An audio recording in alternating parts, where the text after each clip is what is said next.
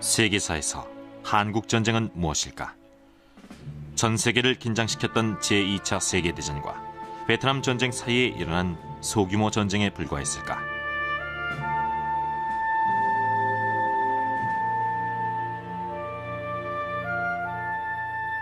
그러나 실상은 전혀 다르다.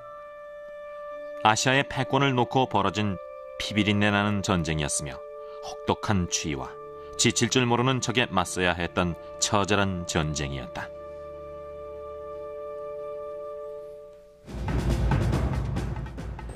이 프로그램에서는 당시 참전 군인들의 눈으로 한국 전쟁을 바라보려고 한다. 여러분은 공포와 혼란, 피가 뒤범벅된 진짜 전쟁의 모습을 보게 될 것이다. 참고로 이 프로그램 내 많은 화면들은 처음으로 일반인에게 공개되는 것이다. 그럼 냉전의 첫 번째 화약고 한반도로 가보자.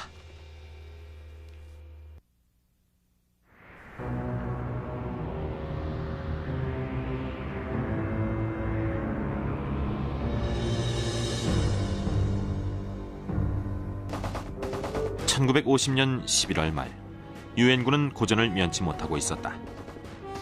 국제경찰로서 승승장구하며 북진하던 중 중공군의 인해 전술에 부딪혀 생사의 갈림길에 놓이게 됐다.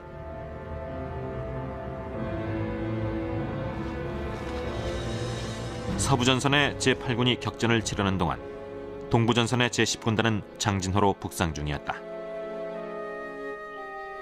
장진은 북한의 고산지대에 위치해 있어 11월 말인데도 추위가 살을 애는 듯했다. 수온지가 영하 40도까지 내려갔고 시속 60km의 강풍은 체감온도를 더욱 떨어뜨렸다.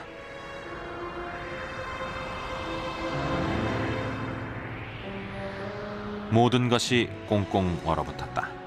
엔진오일, 총, 약은 물론 군인들의 손과 발도 얼었다. 땅은 어찌나 단단하게 얼어붙었는지 참호를 팔 수조차 없었다. 몸을 따뜻하게 할 수 있는 방법은 눈싸움뿐이었다. 추수감사절을 보내기에 결코 이상적인 곳은 아니었지만 장병들은 현실을 받아들였다. 추수감사절날 칠면조와 기타 음식이 나왔어요. 그런데 얼어버릴까봐 빨리 먹어야 했죠. 소스와 감자가 맨 처음 얼었어요. 후다닥 먹어치웠죠. 총알은 여전히 머리 위를 날아다녔고요. 의무병 데이비스였습니다. 추위와 적의 공격으로 미 제1해병사단의 고생은 말도 못했다. 군인들은 몇 주째 옷도 갈아입지 못했고 먹는 것도 부실했으며 영하의 추위로 잠도 거의 자지 못했다. 그러나 해병대 정신으로 전열을 정비하고 11월 27일 대공세에 나선다. 하지만 이미 서부전선의 유엔군이 밀리고 있는 가운데 이들의 운명은 밝지 못했다.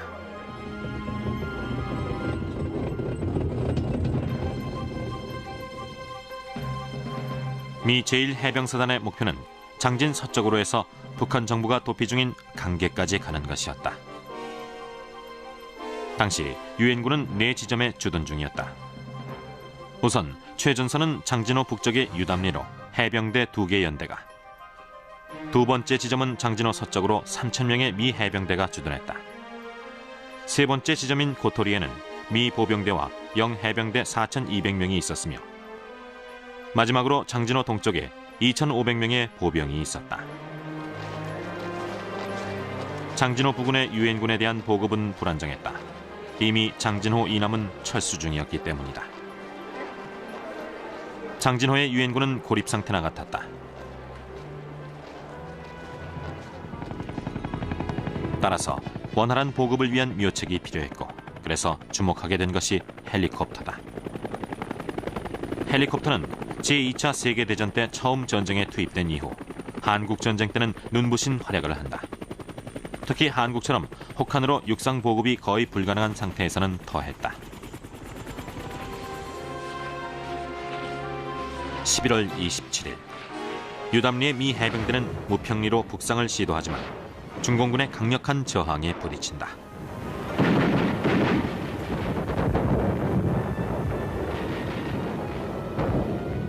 이에 즉시 미 해병대는 공세에서 수세로 작전을 바꾸고 유담리로 후퇴해 중공군의 공격에 대비한다.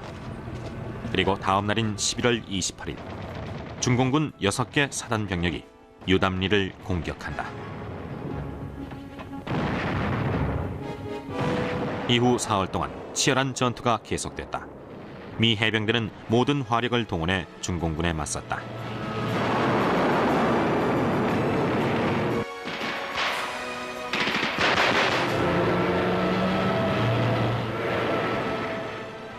동해의 항공모함에서 출격한 폭격기들이 적진의 포탄을 퍼부어댔지만 역부족이었다.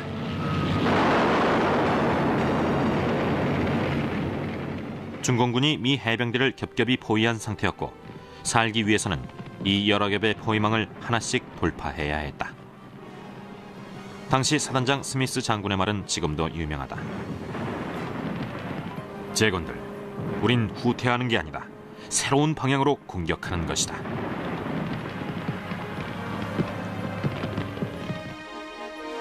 한편 장진호 동편의 상황은 이보다 더욱 나빴다.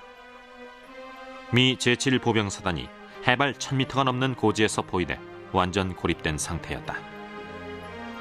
어느 쪽으로 나가려고 해도 치열한 전투를 치러야 했다. 겁에 질린 미군들이 장진호의 차가운 물속으로 뛰어들거나 산속으로 들어가면서 상당수 행방불명됐다. 중공군의 포위망을 뚫고 후방의 아군과 합류하기 위해 특수임무부대가 조직됐다.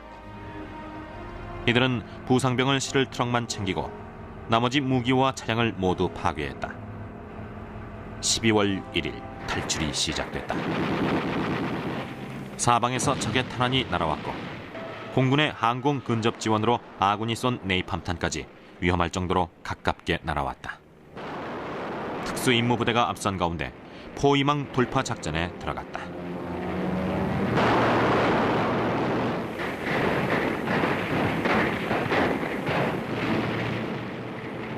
포위망을 뚫고 나오던 제7보병사단은 중공군이 들끓는 마을에 도착한다. 이제 다른 곳으로 돌아갈 수도 없는 상황, 정면으로 돌파해야 했다. 마을에 도착할 당시 2,500명이었던 미 보병 가운데 살아남은 것은 1,000명뿐이었다. 전우의 시체를 끌고 나오기도 부족한 숫자였다. 장진호 전투는 2주간 계속됐고 유엔군은 간신히 안전한 곳으로 철수했다.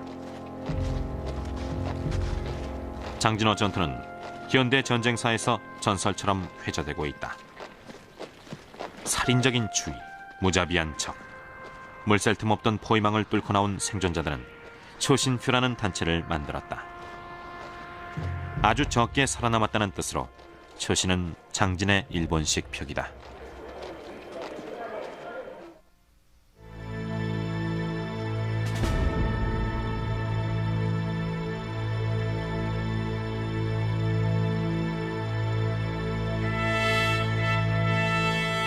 (1950년 11월) 메가더 총사령관은 유엔군이 무너지는 것을 애통한 마음으로 지켜봤다.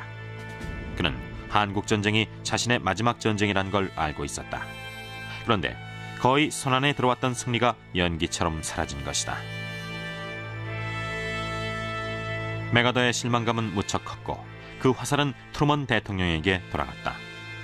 트루먼은 메가더가 중국으로 진격하지 못하게 막았다.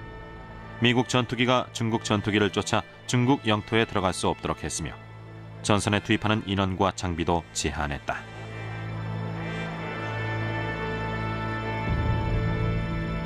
(11월 28일) 메가더 총사령관은 국방부에 이에 대한 불만을 써서 보냈다.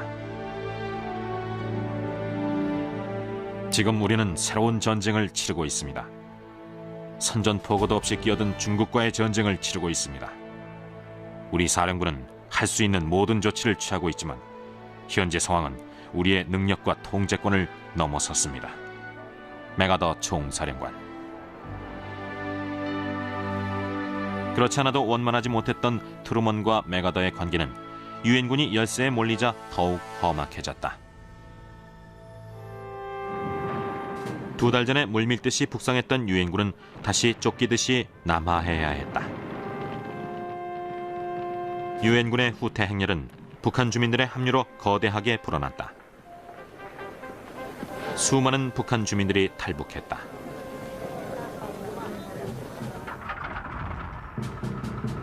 이들이 탈북을 결심한 데는 비행기를 통해 뿌려진 전단지의 영향이 컸다.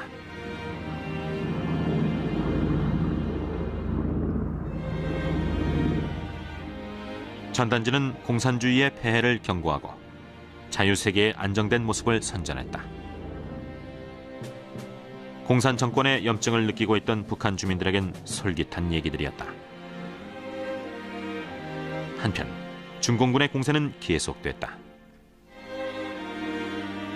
크리스마스가 다가오면서 유엔군의 사기는 밑바닥이었다.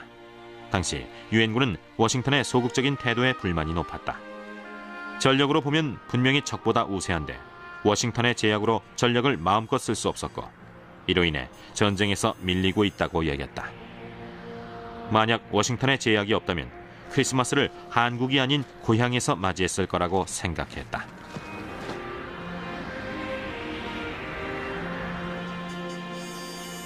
엎친 데 덮친 격으로 크리스마스 이틀 전 미 제8군 사령관 워커 중장이 차량 사고로 죽는다. 낙동강 사수명령을 내리면서 여기서 더 후퇴하면 장례식을 치러주겠다던 그가 먼저 장례식을 치렀다. 후임으로 리즈웨이 장군이 부임했다. 리즈웨이는 메가더 총사령관의 전승 의지와 워싱턴 정가의 신중론을 모두 이해하는 사람이었다. 그는 제2차 세계대전 당시 공수사단장으로 전투 현장에서 싸운 한편 워싱턴의 국방부에서도 일했기 때문에 어느 한쪽에 치우치지 않고 중도적이었다. 한국에 도착한 리즈웨이 장군은 유엔군의 침체된 분위기를 보고 친구에게 이런 편지를 썼다. 한눈에 봐도 아군은 자신감을 잃었어. 눈빛에도 발걸음에도 자신감이 없고 병장부터 위에 장군에 이르기까지 모두 침체돼 있네. 활기 넘치는 군대의 모습, 공격성 같은 건 전혀 찾아볼 수가 없어. 리즈웨이 장군. 반면 중공군의 공세는 꺾일 줄 몰랐다. 새해가 시작될 무렵엔 38선을 넘어 서울을 압박해오기 시작했다. 리즈웨이 장군은 서울 북쪽에 약간의 방어 병력만 남기고 모두 한강 이남으로 후퇴할 것을 명령한다. 방어 병력을 남긴 건 잠시 적의 공세를 늦추려는 의도였다. 중공군 7개 군단이 곧바로 서울을 향해 진격해왔고 유엔군은 또다시 열세에 몰렸다.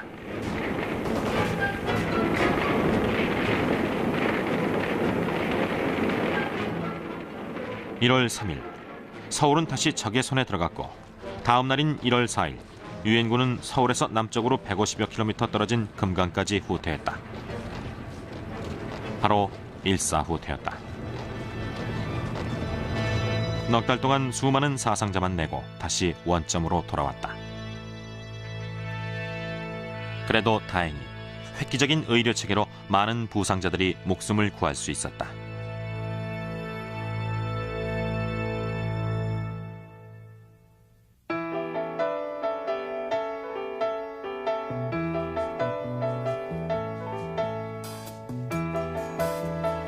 많은 미국인들은 한국 전쟁하면 11년 동안 CBS에서 인기리에 방영됐던 시트콤 시리즈 메시를 떠올린다. 메시는 이동 육군 외과병원의 영어 약자로 쉽게 말해 기동성을 갖춘 야전병원이다. 실제 한국 전쟁 중의 야전병원은 시트콤 메시의 웃기고 신나는 야전병원과는 달랐다. 실제 야전병원에선 바로 옆에서 전투가 벌어졌고 의료진들은 살벌한 전쟁 현장에서 일한 진정한 영웅들이었다. 야전병원은 한국전쟁 때 일대 변신을 한다. 이때부터 전투 현장 바로 옆에 설치됐고 언제라도 이동할 태세를 갖추게 됐다. 역사상 전투 현장과 가장 가까운 야전병원이 탄생한 것이다. 부상당한 지 2시간 30여 분 만에 병원 침대에 누워 있을 수 있다니 정말 놀랍네요. 전투지와의 거리가 얼마나 되죠? 15km쯤 됩니다. 이 야전병원은 38선과 1차죠. 정말입니까? 수술실은 북한 땅, 수술 준비실은 남한 땅이죠. 수술실이 북한 땅, 준비실이 남한 땅이라고요? 각 야전병원은 신속한 구조를 위해 헬리콥터가 배치돼 있었고 고급 의료진과 첨단 의료 장비도 갖췄다.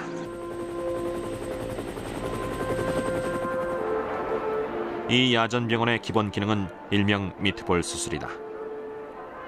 미트볼 수술이란 부상자가 후방에 제대로 된 병원으로 이송될 때까지 가능한 모든 외과 조치를 취하는 것을 말한다.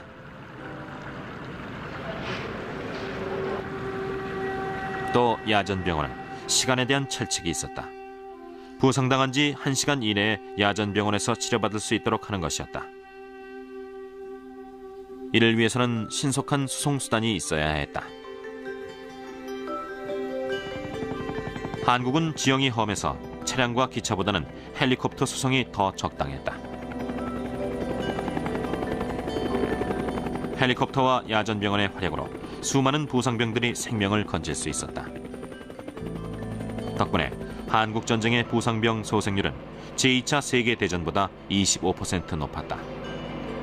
또 이런 형태의 야전병원은 베트남전과 걸프전의 전례가 됐다.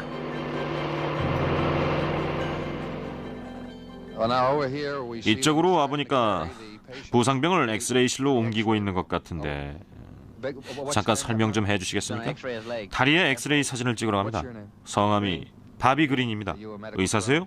아니요, 보조원이요. 금방 다시 오나요? 어때요? 예, 몇 분이면 끝나요. 여기 야전병원은 뭐든 참 빠르네요. 30분 안에 수술을 결정해야 되니까요. 어쩌다 전투가 없을 때의 야전병원은 시트콤 메시의 야전병원처럼 여유가 있었다.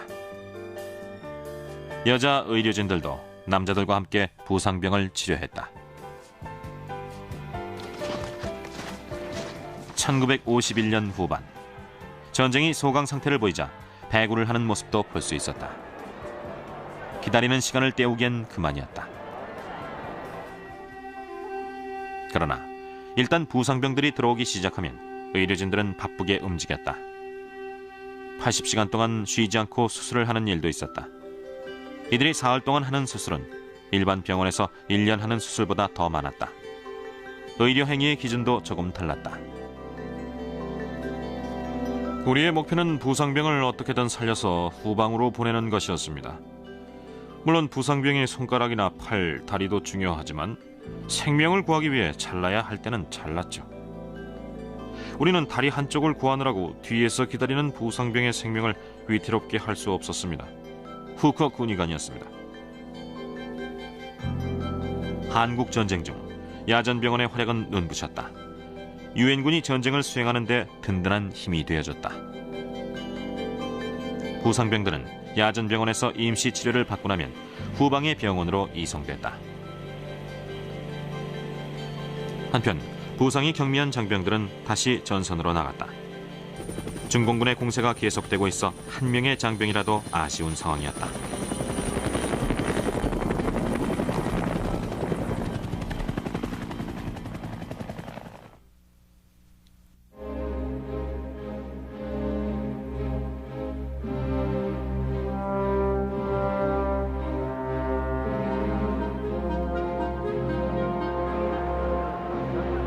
(1951년 1월) 중공군은 인해 전술을 펼치며 유엔군을 계속 남쪽으로 밀어붙였다. 그러나 그 기세는 오래가지 못했다. 전선이 넓어지고 보급이 원활하지 못한 상태에서 중공군의 공세는 힘을 잃고 있었다. 리즈웨이 장군은 곧 반격할 날이 오고 있음을 확신했다. 사실 저는 중국의 지도자 모택동이 왜 이 전쟁을 계속하는지 전혀 이해할 수가 없습니다. 이 정도 우리하고 싸워봤으면 스스로 느낄 때도 됐다고 봅니다.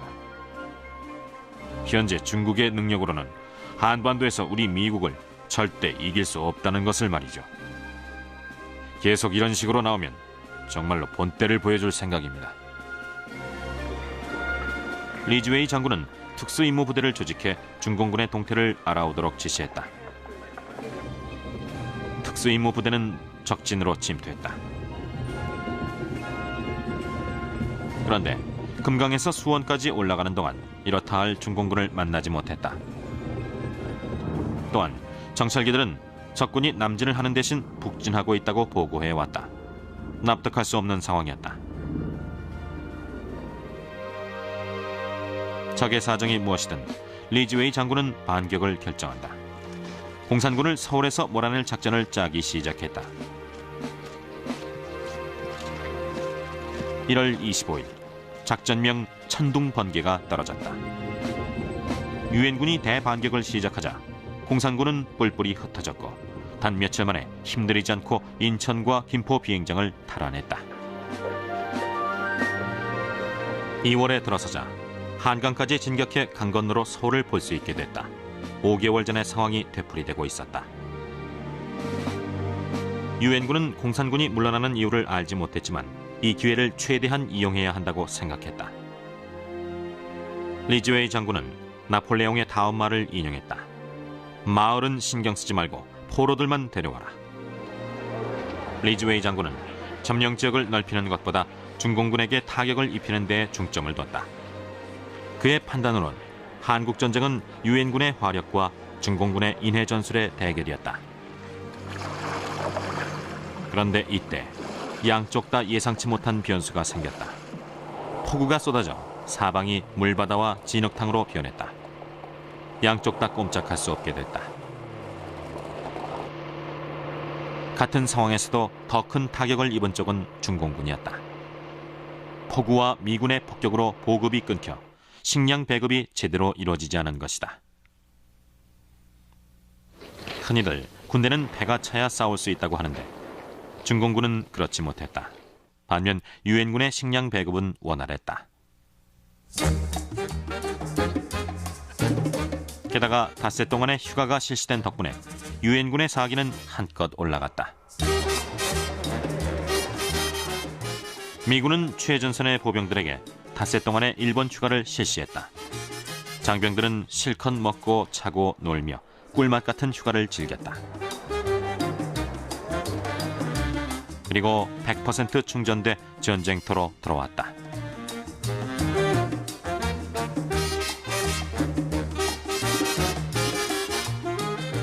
한편 휴가를 못 간 장병들은 위문 공연단과 함께 전쟁의 긴장감을 털어냈다.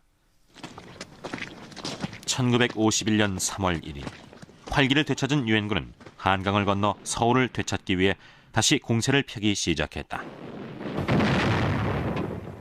유엔군의 집중 포격에 공산군은 퇴각하고 서울은 다시 유엔군에게 넘어왔다. 그러나 이번엔 축하식이 열리지 않았다. 4번이나 주인이 바뀌면서 서울은 완전히 폐허가 돼 있었다. 유엔군은 계속 북진했고 3월 말엔 38선에 도착했다. 그러자 6개월 전의 상황이 그대로 재현됐다. 어디까지 북진할지를 놓고 격론이 벌어진 것이다. 트루먼 대통령은 정전 협상을 원했다. 첫 번째 실패를 보고 한국 통일은 오판이며 또다시 북진하면 괜한 미군들의 목숨만 잃는다고 생각했다. 맥아더 총사령관의 생각은 달랐다. 그는 중국 전체로 해상 봉쇄령을 확대하고 중국 본토에도 공습을 가해야 한다고 주장했다. 이에 격분한 트루먼 대통령은 4월 11일 맥아더 총사령관을 전격 해임한다. 이러한 조치를 취하게 되어 저도 안타깝기 그지없습니다. 맥아더 장군은 미국의 가장 위대한 군 지휘관입니다. 그러나 지금은 맥아더라는 개인보다 세계의 평화가 더 중요합니다.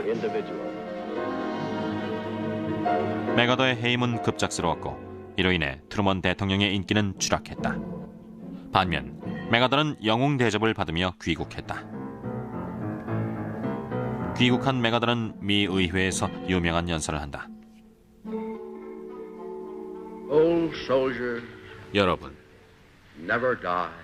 노병은 죽지 않고 다만 사라질 뿐입니다. 이제 저는 군인으로서의 삶을 마감하고 사라집니다.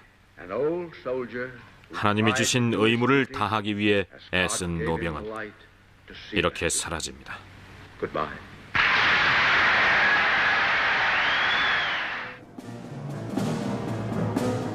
메가더는 사라졌지만 전쟁은 계속됐다. 리즈웨이 장군이 극동사령부 총사령관으로 임명됐고 벤플리트 장군이 제8군 사령관이 됐다. 벤플리트는 노르망디 상륙작전에 사단장으로 참전했으며 철저한 반공주의자였다. 그는 아군의 목숨이 아니라 포탄을 쓰겠다며 화력의 증강을 요구했다.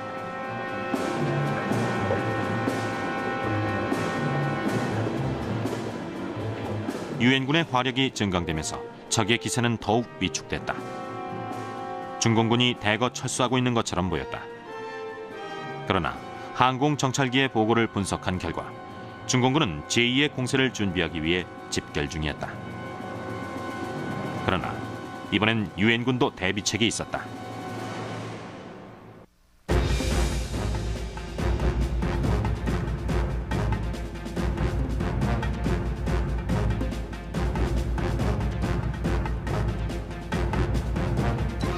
(1951년) 봄, 중공군은 38선 북쪽의 철의 삼각지라고 알려진 고지에 집결하고 있었다. 철의 삼각지는 서울과 북한의 완충지대 역할을 할 수 있어서 유엔군에겐 전략적으로 중요한 곳이었다.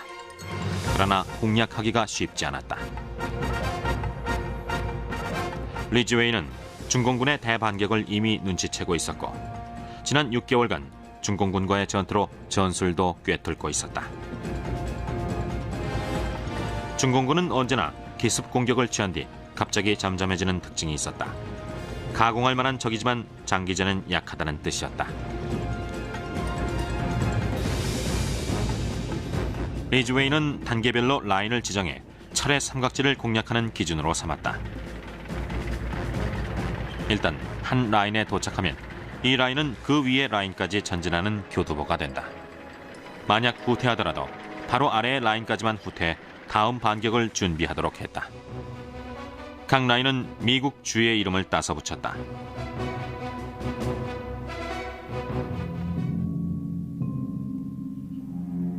미 8군은 얼마 전 아이다호 라인과 38선 바로 위쪽의 캔자스 라인까지 점령했다. 다음 목표 라인은 유타 라인으로 캔자스 라인이 그 교두보가 된다. 마지막으로 와이오밍 라인을 점령하면 철의 삼각지에 근접하게 된다.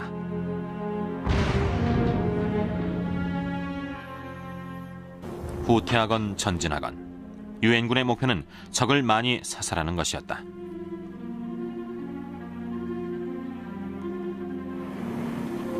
(4월) 말 유엔군이 유타 라인까지 점령하고 와이오밍 라인 공략을 준비하던 중 중공군의 공세가 시작됐다.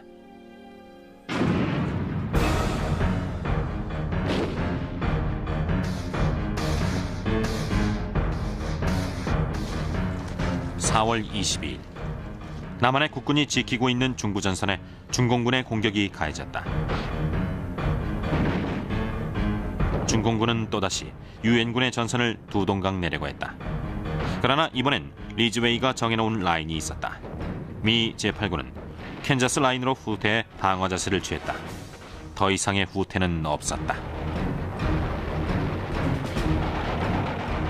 일주일 동안 적은 보급도 제대로 받지 못하면서 한반도라는 작은 땅덩어리를 위해 엄청난 인명피해를 입게 됐다. 그리고 중공군은 다시 언제나처럼 쥐죽은 듯이 잠잠해졌다. 미군이 예상한 그대로였다. 2주 뒤 중공군은 다시 공세를 취했다.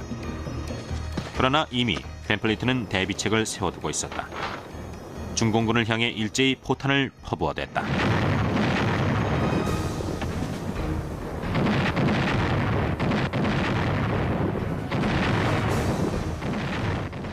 단 24시간 동안 한 포병대대에서 포탄 12,000발을 발사했다. 유엔군이 쏴댄 포탄은 중공군 진영으로 날아가 비오듯이 쏟아졌다.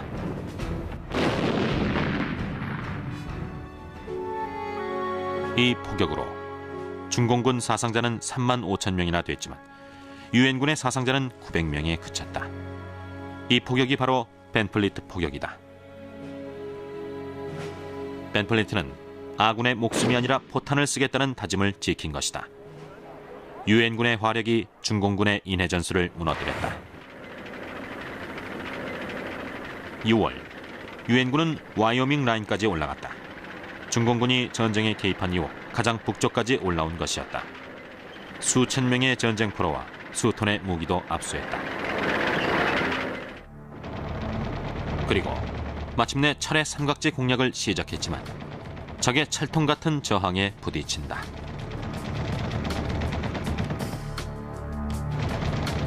유엔군은 철의 삼각지에 열흘 동안 밤낮을 가리지 않고 포격과 공습을 시행했다. 결국 적은 무너지기 시작했다. 유엔군은 탱크를 앞세우고 들어가 철의 삼각지를 장악했고 중공군 개입 이후 가장 유리한 위치에 서게 됐다. 미국 입장에선 정전 협상을 시작할 때였다. 중공군을 완전히 눌러 이기려면 앞으로 몇 년이 더 걸릴지 알 수 없는 노릇이었다. 또 그러려면 수많은 인명피해를 감수해야 했다. 때문에 협상을 통해 전쟁을 끝낼 때라는 데에 의견이 모아졌다.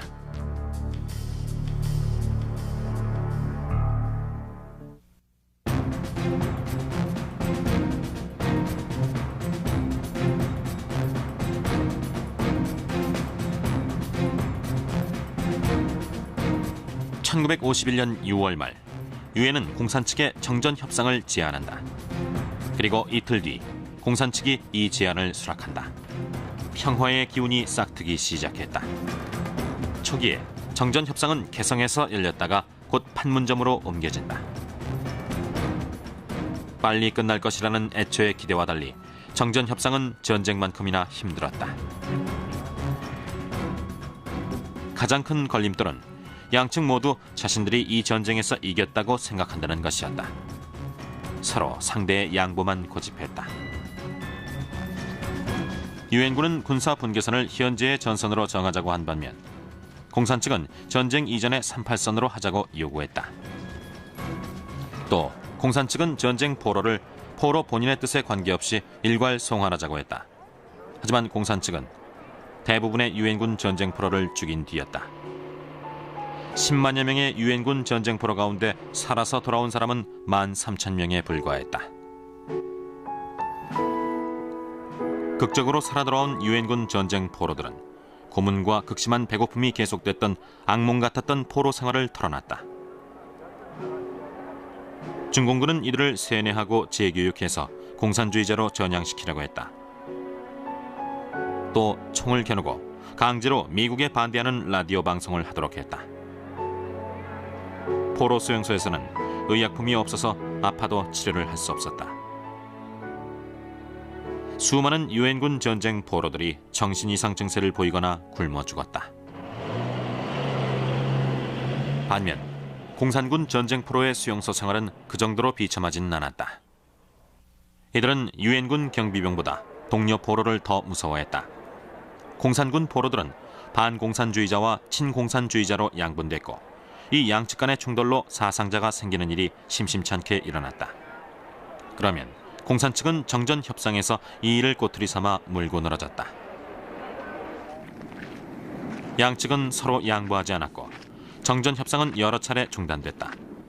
그리고 정전 협상이 지지부진한 동안 전선에서의 긴장감은 높아갔다.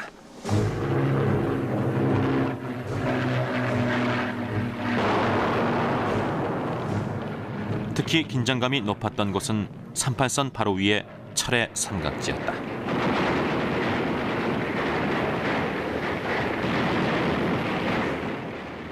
(1951년부터 53년) 전쟁이 끝날 때까지 이 부근에선 뺏고 빼앗기는 접전이 수없이 반복됐다.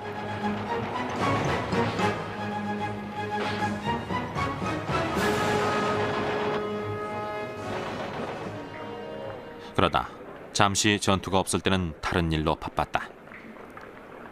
다음 전투를 위해 고지를 튼튼히 정비해야 했다. 철의 삼각지 부근은 양측 군인들이 판 참호가 사방에 널렸다. 참호에서 퍼낸 흙으로는 모래주머니를 만들어 쌓아 올렸다.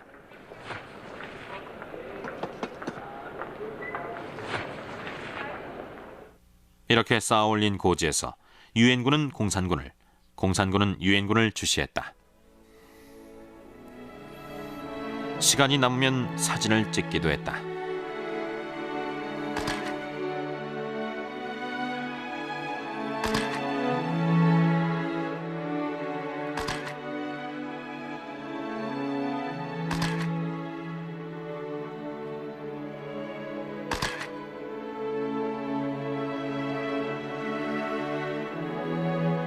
또 고향에 편지를 쓰거나 예배에 참석해 전사한 전우들을 위해 기도했다.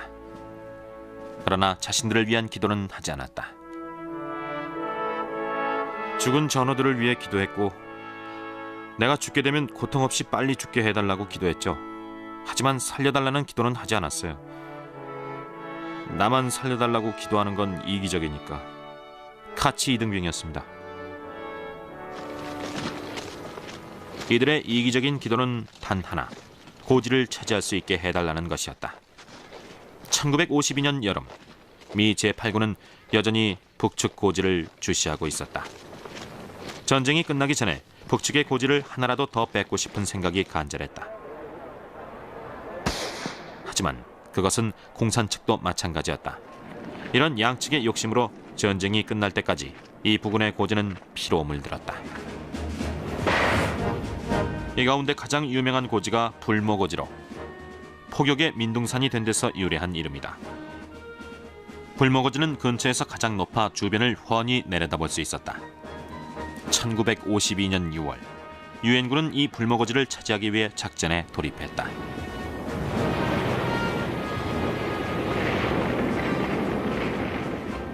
보병부대가 적의 포탄이 쏟아지는 가운데 간신히 불모고지를 점령했지만 곧 중공군에게 빼앗기고 만다. 이것은 9개월간 계속될 시속게임의 시작으로 이듬해 3월 유엔군의 승리로 끝났다. 양측 군인들은 정전 협상에 유리하지 않을까 하는 생각에 고지 쟁탈에 온 힘을 다했다.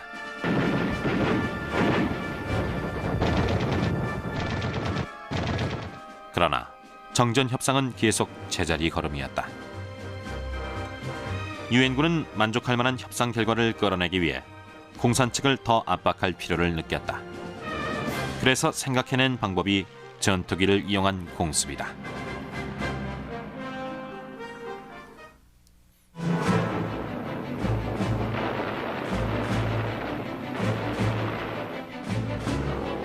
한국전쟁에서 유엔군이 확실히 우위를 점했던 부분은 제공권이다. 유엔군이 참전해서 마지막 전투가 끝나는 날까지 유엔군의 전투기는 북한을 가차없이 폭격했다.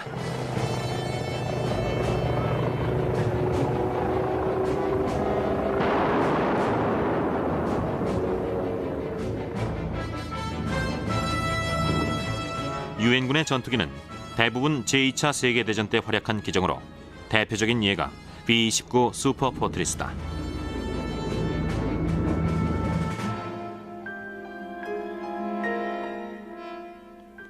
한편 한국전쟁에 새로 투입된 차세대 전투기들도 많았는데 이런 점이 전세에 유리하게 작용했다. 그 중에서도 F-86 세이버 제공 전투기를 투입한 것은 대단히 성공적이었다. 이 기종은 미국 전투기 가운데 최초의 후퇴입기로 날개가 뒤로 젖혀져 공중전에 강했다. 소련의 미그 15기에 맞서 한반도 하늘을 지킨 1등 공신이다. 1952년 유엔의 공군력은 최고조에 달했다. 이해 미 공군의 전투기 출격 횟수만 1,500회였고 미 해군과 해병대, 유엔 비행편대에서 출격한 횟수는 더 많았다.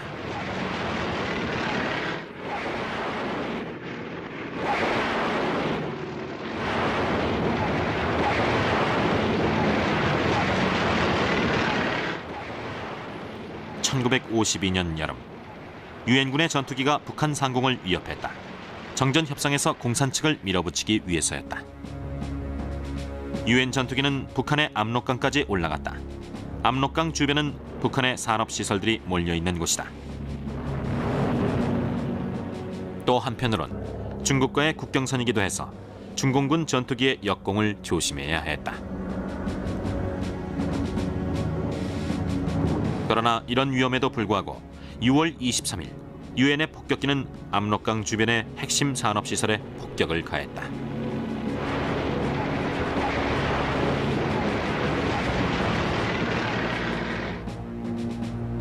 제1 목표는 수력발전소였다.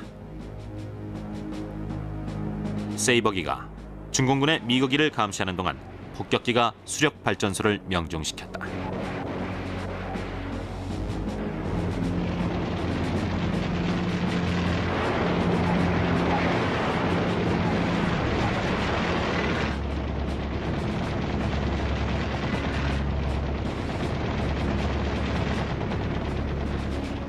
작전은 신속하고 기습적이었으며 성공적이었다.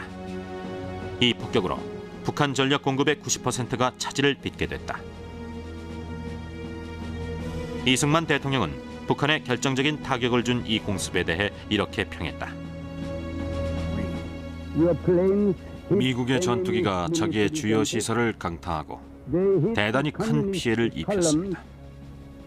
이번 전쟁에서 미국 전투기가 중요한 역할을 하고 있다는 걸 우리는 압니다.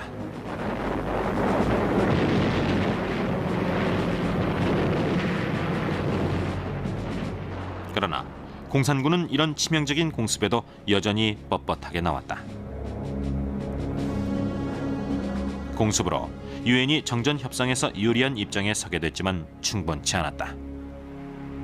뭔가 결정적인 한 방이 필요했다.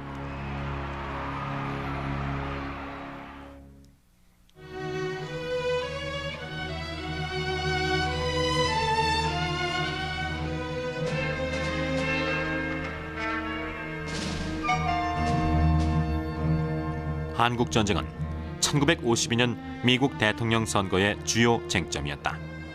미국민들이 질질 끄는 전쟁의 실증을 내고 있는 가운데 민주당은 공화당 후보 아이젠하워 장군에 맞서 고전 중이었다. 아이크라는 애칭으로 불렸던 아이젠하워 장군은 제2차 세계대전 때 서유럽 주둔 연합군 사령관이었다. 메가더도 그 앞에서는 조연이었다. 반면 트루먼 대통령은 길어지는 한국전에 대한 책임을 져야 할 상황이었다. 한국전쟁이 3년째로 접어들자 미국민들은 전쟁의 염증을 느끼고 하루라도 빨리 전쟁을 끝낼 대통령을 원했다. 10월 말 아이젠하워는 이런 기대에 부응하는 약속을 한다. 저는 한국에 가겠습니다. 가서 직접 보고서 어떤 것이 미국민을 위하고 평화를 위한 최선의 방법인지 알아오겠습니다. 대통령에 선출된 아이젠하워는 약속을 실행했다. 한국의 최전선으로 날아와 장병들을 만났다. 장병들과 함께 식사를 하고 종전에 대한 그들의 생각을 들었다. 당시 언론 쪽에선 종전을 위해 핵폭탄을 쓸 것이라는 소문이 흘러나왔다. 트루먼이 2차 대전을 종식시킬 때 핵폭탄을 쓴 선례가 있기 때문에 아이젠하워는 그 소문을 전적으로 부인하진 않았다. 아이젠하워가 핵폭탄을 쓸지도 모른다는 태도를 보이자 공산 측은 긴장했다. 정전 협상에 보다 진지하게 임했다.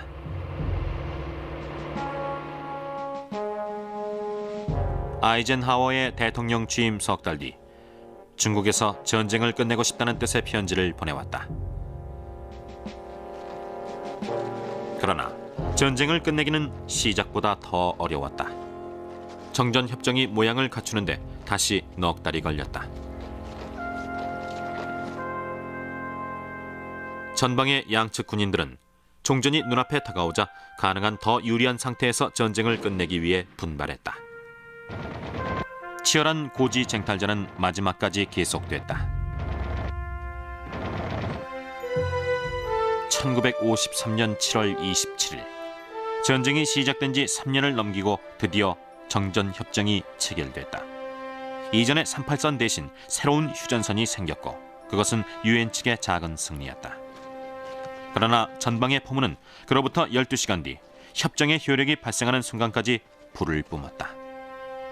그리고 모든 게 멈췄다.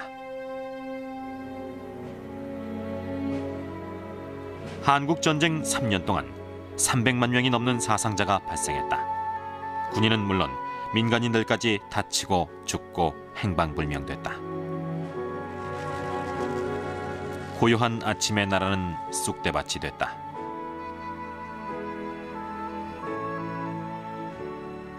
또 전 세계 20여 개국이 유엔군 혹은 공산군 편이 되어 상대에게 총뿌리를 겨눴다. 한반도라는 좁은 땅에서 벌어졌지만 세계대전이나 다름없었다. 한국전쟁으로 시작된 공산권과 자유진영 간의 전쟁은 이후 40년간 계속됐다. 그리고 그 긴 냉전은 끝났지만 한국전쟁은 끝나지 않았다. 남한과 북한은 지금도 휴전선을 사이에 두고 서로를 노려보고 있다. 1950년 이후 달라진 것이 거의 없다. 현재 한국은 전 세계에서 유일한 분단 국가다.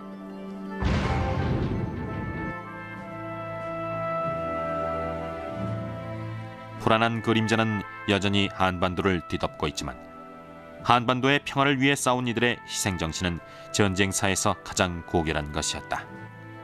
이들은 좌절의 시기에 용기를, 냉담의 시기에 신념을, 도저히 감당할 수 없을 것 같은 역경의 시기에 불굴의 의지를 보여줬다. 우리는 이 용감한 군인들에게 감사해야 할 것이다.